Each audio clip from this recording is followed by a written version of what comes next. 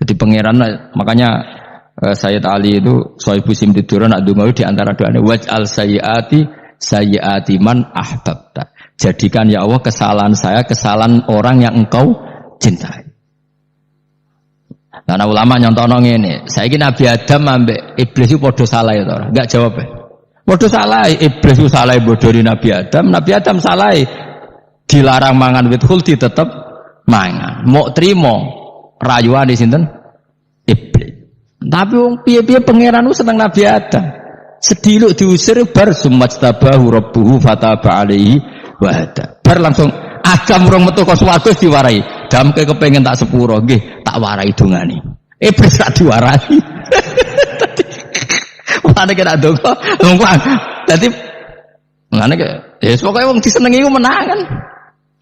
Mulane kabeh aja donga iku, kowe ora bakat wali biasa wae iki cerita.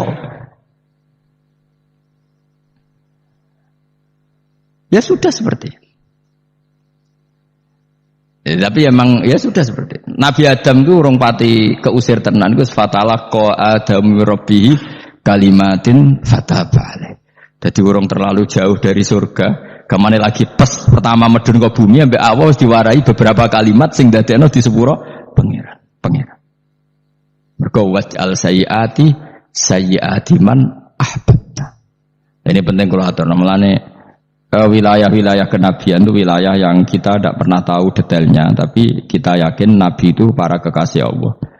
Dan agama Islam ini juga agama paling diridhoi Allah. Maka di zaman apapun, kecewa apapun dengan perjanjian dengan negara maupun dengan dunia, Islam tetap dirumat pangeran. Kita ora usah kuwatir. Mikir Islam ku keliru. Nangit mayo oleh nak mikir keliru. Agama pangeran kok mbok pikir.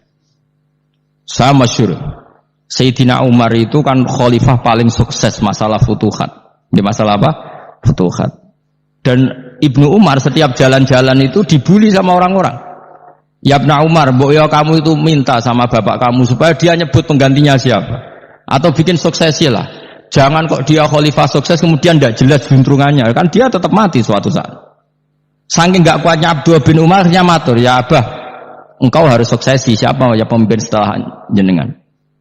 Lah kenapa? Orang-orang bilang kalau ada orang misalnya penggembala kambing terus ditinggal gelanggang itu dianggap dosa karena kambingnya pasti kocar. Apalagi ini urusan umat. Kamu tahu-tahu mati sebelum sesi ini pasti kacau. Umar langsung marah. Agama Islam itu enggak sama dengan kambing kata Umar. Agama Islam agamanya pangeran, mesti diurusi pangeran. Aku mau khilafah. Aku mau suksesi. Ben aku ora usah mikir. Engko ora diurusi pangeran. Jadi Umar itu justru sangi hormatnya sama Islam itu dengan cara gak mau mikir Islam. Gak mikir berarti gak khidmah ya, tetap mengkhidmati Islam. Seperti saya ini kan yang khidmati Islam lewat mulang. Tapi aku ora tahu mikir nasib Islam. Islam ora kondang piye. Ditinggal Abu Bakar melaku, Umar melaku, Wali Songo mbek kowe rak mulya Wali Songo. Saiki durus mudun yo mlaku, durus KUA yo mlaku. Durus mubalek sing kadang matre yo mlaku. Berapa kiai sing dadi oknum perkara proposal ya agama ya mlaku. Wong bapak udah kanca kiai ku mudin anake mondok bareng saking suwene dadi mudin zaman iku mudin urung untuk gaji ka negara. Anake njuk dhuwit mending spontan. Cung ora ono mati kok njuk dhuwit. Mergo nek ora ono mati ra entuk rezeki. Cung ora ono mati kok njuk dhuwit. Ngono iku agama ya ra piye-piye coba. Mergo agama iki diurusi Allah. Ayo nabi palsu ping pira wae mulai Musailamah sampai Musaddaq sampai Elia Eden. Kurang lagi. Mulai wali palsu koyo Rama Dosa apa Rama sapa iku. Kowe ana kabeh ora masalah. Uni Soviet kayak apa mengkooptasi ceknya Uzbek. Akhirnya ya kalah Uni Soviet. Saiki ceknya Uzbek dadi negara napa? Islam. Kayak apa Donald Trump, Islamfobia, tapi sekarang orang Amerika malah berbondong-bondong masuk napa? Islam kaya, ambok pikir malah Islam ambok konsepi malah rusak. Mereka terus di metodologi. Harusnya penyebaran Islam itu begini. Harusnya Mbah Mungkira pangeran kok muni harusnya. Wong Islam kadang melaku ya lewat mudin, lewat. Saya itu punya santri ini kisah nyata. Itu lahirnya di Bali. Itu bisa baca Fathul Mu'in. Lahirnya di Bali. Bahkan dia ketika SD ku tukang mimpin lagu Hindu. Lagu Bali apa Hindu apa Buddha? Hindu. Karena dia ketua kelas, tapi Islam. Semua ini. Jadi kayak gede. Gara-gara apa? Jadi bapak itu bakal sate neng Bali. Ya bakal sate berhubung sukses, ponakane misalnya ini diajak orang Madura kan gitu. Aslinya orang Madura. Setelah kampung itu menjadi kampung Muslim, lama-lama berkebutuhan punya masjid. Berhubung wis anake kiai ana masjid mosok ora duwe wong alim. Akhirnya anake dipondokno di Jawa. Pondokno di Jawa iso maca muin terus ngaji sama saya. Jadi saiki ning Bali kok ana wong ora muin ya ana santrine di Bali maca Fathul Muin. Ning Jawa kadang wong ora iso maca muin. Jadi menteri mau bakal sate muter terus. Era putu. Kayak Islam di Indonesia gara-gara pedagang Gujarat. Meskipun sejarah itu diperdebatkan ya gara-gara dagang. Karena mereka Muslim ya akhirnya menyebarkan apa? Islam. Jadi semudah itu Allah. Termasuk konflik Ali bin Muawiyah itu barokahnya sama susahnya konflik itu masih banyak barokahnya. Sayyidina Ali sama Sayyidina Muawiyah karena kita ahli sunnah ya tidak menyalahkan salah satu madzhab ahli sunnah ini. Itu barokahnya beliau konflik itu banyak sahabat yang migrasi. Ada yang ke Cina, ada yang kemana-mana. Termasuk yang diyakini para sejarawan ada yang ke Selat Malaka. Termasuk akhirnya sampai ke Baros ini. Barokahnya orang nggak nyaman di Yaman itu di Syria sama di Irak. Akhirnya Islam menyebar. Oh sudah. Andai kan nggak ada konflik itu, mungkin penyebarannya juga lambat. Makanya saya bolak-balik bilang, setan itu ono goblok. Gomko ora melok ngaji saiki. Lah setan ora goblok piye? Kalau ada anaknya kiai 5 lanang kabeh sih, alim kabeh iku didu. Mergo rebutan pondok induk. Aslinya pondok satu titik di desa itu. Misalnya ning Beduan ya di meja. Gara-gara tuh konflik itu terus sing sitok minggat ning Kalimantan. Gara-gara anak kiai yo gawe pondok ning Kalimantan. Sitok minggat ning Sumatera, anak kiai yo gawe pondok ning Sumatera. Cara setane uga ngedu, malah pondok tetap satu titik. Tapi setan itu goblok, ora roh, akibat ini ora roh.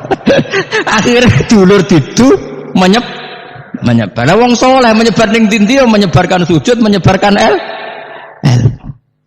Jadi setan yo ono goblok, muga-muga ora ngaji, muga nak ngaji dene roh, ana ngono ora usah ngono. Andai kan tidak diutik kan satu titik. Nggih betul. Tapi setan niku nek ana wong soleh iku didu. Nak didu ana sing kecewa minggat. Lah migate wong saleh ndak ape gawe apa? Mosok ape gawe dugem. Mulane kula anggere wong saleh tukaran Gus iku tukaran gara-gara tukar saiki migat ning Papua ya alhamdulillah kowe bener. Apik. Kula niku ra Gus kancaku ya Gus-Gus sing minggat nggih kuwatah. Angger pamit kula ora tau tak tangisi. Santen nuwun nggih kok minggat ta bener. Migate Gus ndak ganti piye. Paling yo gawe podok apa gawe apa. Lah setan nganti saiki belum tahu gitu. Mulane muga-muga ora roh. Jadi artinya nak pangeran ngersakno iku segampang iku. Lo coba di Ponegoro kan konflik sama keluarganya yang dulu ada yang mungkin sebagian pro Belanda. Neng Sulawesi ya tetap gawe napa? Pondok. Engkok ning gone wis pokoke angger ning tinti Wali Songo. Sunan Kalijaga ora gak pati cocok mbek buyutku, Sunan Kudus. Ora pati cocok akhire dakwah ning kidul daerah kene. So akhire ono ya mono dakwah rong katam terus dadi Islam macam-macam. Serasa diterusno. Tapi ya barokah iku ana Islam tok Tingkir, tok Solo, tok Jogja. Cara rapati tukaran ya Sunan Kalijaga men ngewangi Sunan Kudus, Sunan Bonang ning gone kon. Berhubung barokah tukaran sithik-sithik ya. Jadi bahasa saya itu buyut-buyut itu Sunan Kudus itu luwih dukung Arya napa? Penangsang. Sing Kalijaga dukung wong kene to. Sutawijaya. Wis mbok lho, pokoke ora usah diterus-terusno. Wong saiki wong Jogja diulang Gutus, buyut-buyut kula itu yang Gutus. Serasa dijero-jero, nek jelas barokah. Mau ora tukaran yo utak-utak ning Pantura. Barokah tukaran yo tok. Ya itu. Tapi ora usah terus nak ngono tukaran barokah ora usah muni ngono. Pokoke nek pengen sing ngersakno kabeh barokah. Tapi ora usah diciptakan. Ana suami istri pegatan terus. Ya kadang ya barokah sing wedok untuk bojo luwih bener. Akhirnya alhamdulillah saiki bojoku apik. Padahal sing lanang tau GR, mak pegat iso apa? Ya piye malah apik. Iku pengiran. Makanya mikir Islam yo mikir. Sekarang kan ndak orang terlalu semangat Islam terus dia konsep Islam harus menguasai negara, akhirnya memaksakan jadi pemimpin. Sing tok Islam harus kultural. Akhirnya kejauhan Islami. Muat Islam kudu kaya, jebule kedonyan deknane ora. Islam kudu fakir, bebas hisab, kefikiran akhirnya buruh Cina. Justru kakean konsep wis mari kewajib. Lah ya ana sing wah Islam kudu sugih, nek sugih ben kuat. Jebule bareng sugih kedo ana sing milih fakir ae ben tambah hisab, kefikiran Islam buruh Cina. Islam harus merebut negara supaya ada konsep khilafah. Pas ngerebute wis ngafir-ngafir wong akeh. Pas prosesnya wis dadekno perkara. Islam harus kultural, jebule main gong wae malah sindenan terus. Ra sida dakwah, mergo kakean apa? Kultural ora usah dikonsep, wis ben mlaku. Pangeran dhewe sing ngatur Islam. Kayak apa agama ini pernah ditinggal orang-orang terbaik. Mulai para sahabat tabiin sampai wali songo, nyatanya tetap berjalan. Iku nunjukno agama ini diurusi Allah Subhanahu wa taala. Napa khidmah wae. Kayak saya yang mengkhidmah Islam. Khidmah itu berbakti memberi pelayanan pada Islam. Tapi ra usah ngrasa mimpin apa Islam, apalagi membuat konsep untuk Islam. Justru konsep kita ini nanti yang merusak. Karena tadi ngendikan ulama-ulama wa inna minal ilmi la jahlan. Kadang ilmu itu tetap melahirkan kebodohan. Kenapa? Ketika ulama ditanya innal ilmi tuhyanan ka tuhyanil mal, karena ilmu itu punya keangkuhan, kelajutan kayak lajutnya harta.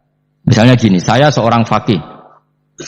Ditanya sesuatu yang tidak mendesak pun saya jawab hanya karena mempertahankan kredibilitas saya sebagai seorang faqih. Padahal jawaban saya itu malah bahaya bagi Islam. Misalnya gini contoh gampang.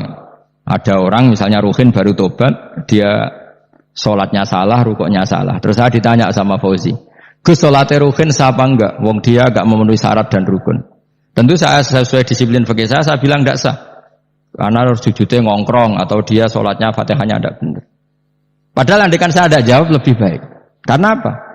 Bisa saja menurut Allah sholatnya dia enggak sah secara fikih tapi diterima Allah. Karena dari enggak sholat menjadi sholat. Itu kan ibarat begini. Orang makan tela yang agak-agak beracun, tapi tidak racun yang mematikan. Itu baik apa enggak? Ya tidak baik jawabannya. Tapi kalau bandingannya daripada tidak makan sama sekali, tentu baik makan. Nah, kesalahan itu yang, makanya kata Imam Ghazali, kesalahan itu yang dialami para fuqaha mu'asirun sekarang. Setiap pertanyaan itu dijawab. Dan ironisnya karena sesuai disiplin.